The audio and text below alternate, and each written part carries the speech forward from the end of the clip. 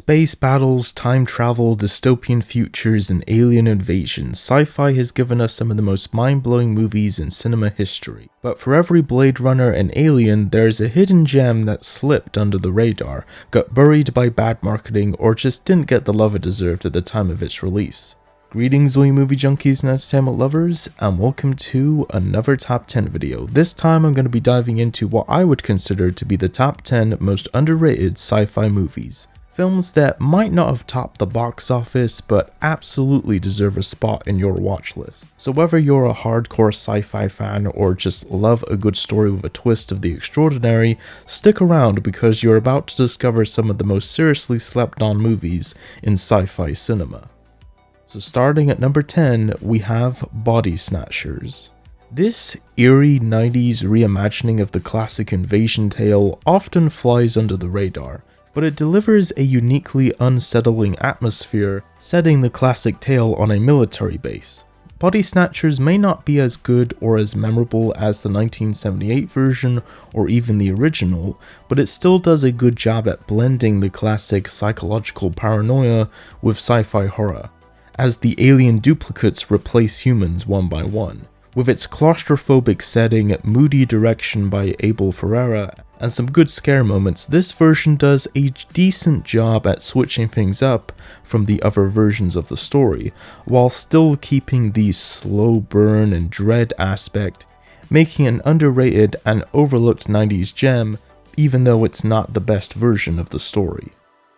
And then coming in at number 9, we have Prometheus. Ridley Scott's 2012 Alien prequel is a visually stunning, thought-provoking dive into the origins of humanity and the terrifying unknowns that come with that quest. Often overshadowed perhaps by its connection to the other films in the franchise, this film is not exactly the direct prequel a lot of people were hoping or wanted it to be, but instead is a more cerebral sci-fi epic with some chilling atmosphere that happens to take place within the same universe as Alien.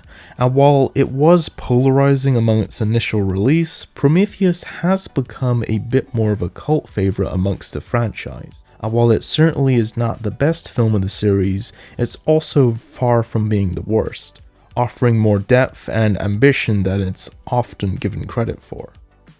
And then at number 8, we have War of the Worlds. Directed by Steven Spielberg and starring Tom Cruise, this take on War of the Worlds is, for the most part, a very typical and high-octane modern reimagining of the H.G. Wells classic. And while it was a box office success at the time of its release, it often gets overshadowed and unfairly compared to Spielberg's other films, and of course the original War of the Worlds. But what sets this film apart from other films of its kind is that it's a genuinely well-made and terrifying portrayal of an alien apocalypse through the eyes of an ordinary family, even though they might not be the most likable. The sound design, intense pacing, and bleak realism makes it one of the more underrated sci-fi remakes, not just focusing on aliens, but also the survival, fear, and breakdown of humanity under pressure. And then at number 7, we have Star Trek Generations.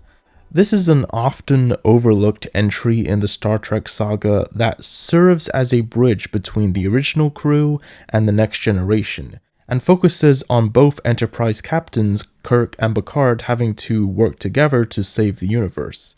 It's a film that divided fans at the time, as it was marketed to be more of a proper crossover between the two eras than it actually was, because in reality, other than the opening of the film, Kirk only shows up in the third act, when Picard enters the Nexus to try to help him.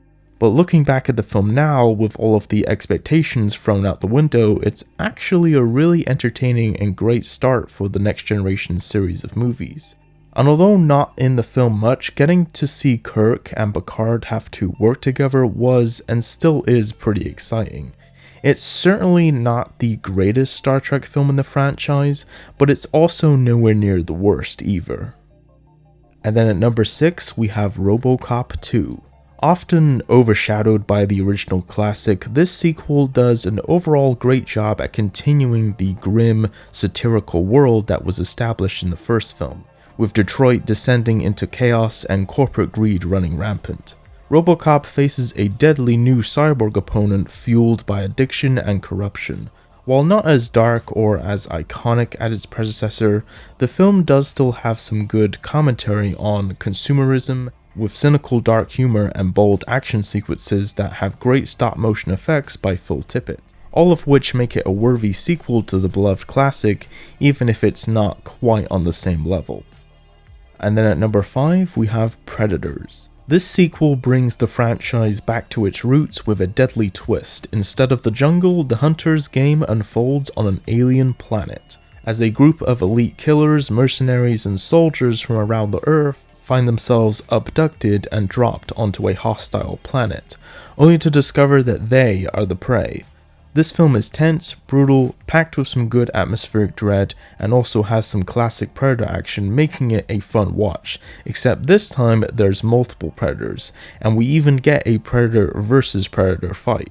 This is overall, I would say, a neat little survival thriller that delivers what fans of the original crave, while adding some new layers to the Predator mythos overall, making it a very underrated entry in the franchise, although certainly not the best.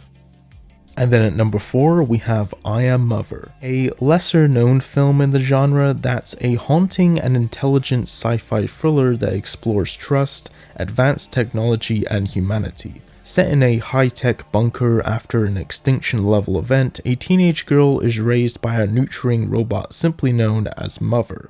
But when a stranger arrives with some shocking revelations, everything that she believes is ultimately thrown into question. With sleek visuals, strong performances, and a slow burn mystery, I Am Mother is definitely a bit of a hidden gem that will keep you guessing until the very end. And there are several aspects of the film that you think might not make sense, but when you think about it again, you'll remember something that you thought was just a throwaway line, but then realize that it actually explains that thing that you thought didn't make sense. So if you haven't seen the movie, not only do I highly recommend watching it, but I also recommend paying close attention as well. And then at number 3, we have Alien Nation. Part buddy cop drama, part alien integration story, this film offers a smart twist on the genre, or at least it was considered to be when it first came out. It explores what happens when an alien species seeks refuge on Earth, and with tensions rising as to what to do with the aliens, one human detective is forced to partner with an alien cop after his previous partner is killed. Gritty, socially conscious, and surprisingly ahead of its time, this movie does a great job overall at mixing sci-fi thrills with sharp commentary on prejudice that sadly is still very relevant today. And those aspects are even further explored in the equally as good TV series adaptation released a year later that sadly only lasted for one season, but it did receive a few post-TV series movies that continued the story. Alien Nation is not the easiest film to find, but if you can find it, it is absolutely worth a watch.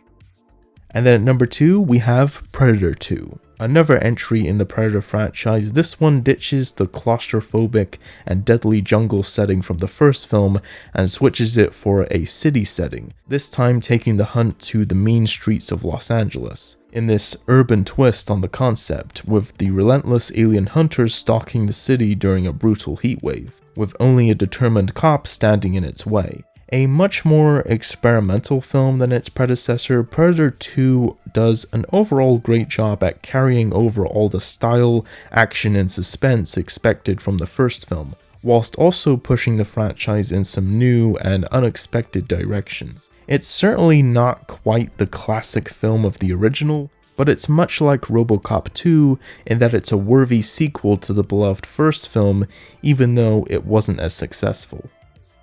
And then at number 1, we have AI, Artificial Intelligence. Steven Spielberg's haunting and perhaps most underrated movie, set in a future where robots live among us, a highly advanced child android longs for one thing, to be loved like a real boy. But when the film was first released in 2001, many audiences didn't quite know what to make of it. But over time, as the world presented in the movie has become more and more plausible, the film itself has also become more and more relevant. And although this film has been mostly praised over the years, it still to this day is not really held in very high regard, with it being beautifully shot, emotionally devastating, and blending futuristic wonder with a fairy tale-like tragedy. AI has absolutely cemented itself as one of the most overlooked sci-fi movies of all time that is absolutely worth watching. Alright guys, there you go. That was my list of top 10 most underrated sci-fi movies. Be sure to jump in the comments down below and let me know what you would consider to be the top 10 most underrated sci-fi movies. So until next time, be sure to consume as much entertainment as humanly possible, and I'll see you in the next video.